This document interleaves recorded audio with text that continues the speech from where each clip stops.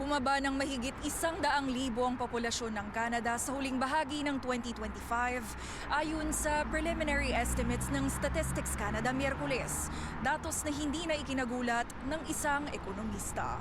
Sinasabi naman ni Mark Carney noon pa na i-manage nila ng iba, no? Iba nung nakaraan kay Justin Trudeau, iba yung pagmamanage nila ngayon ng immigration. This is in part motivated din yung sa ideya na yung ating ekonomiya kailangan humabol din dun sa paglaki ng populasyon.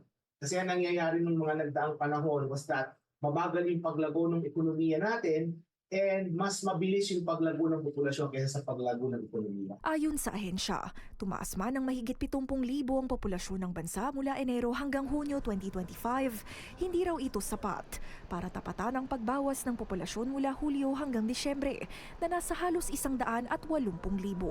Pangunahing sanhi raw sa pagbagal ng paglago ng populasyon nang mabawasan ng non-permanent residents, karaniway mga study o work permit holders na nagkaroon din daw ng epekto sa ilang sektor tulad ng healthcare at pabahay. Nakita natin noong mga nagdaang panahon na naging mahal ang housing, mataas ang renta kasi mataas ang demand, marami nang nangangailangan. So kumbaga, mas marami nangangailangan kaysa sa mga available na pabahay.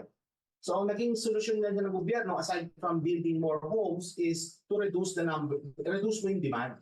Kaya nakita natin na medyo nagkaroon ng improvement ngayon, halimbawa sa mga rental market, medyo naging stable yung presyo. Pero ayon sa Statistics Canada, posibleng mabago pa ang populasyon ng bansa sakaling magpataw ng bagong immigration legislation ang Canada. Di inibatu, kailangan ng maayos na pathway para maging permanent residents ang temporary residents. Halimbawa, may mga lugar sa Canada na kinakailangan ng mga nurse, kinakailangan ng mga doktor, underserved yung mga communities doon. So kinakailangan pa rin natin ng immigration para dun sa mga lugar na yan. Sa nangyayari ngayon, we admitted so many and then yet pauuwiin natin sila.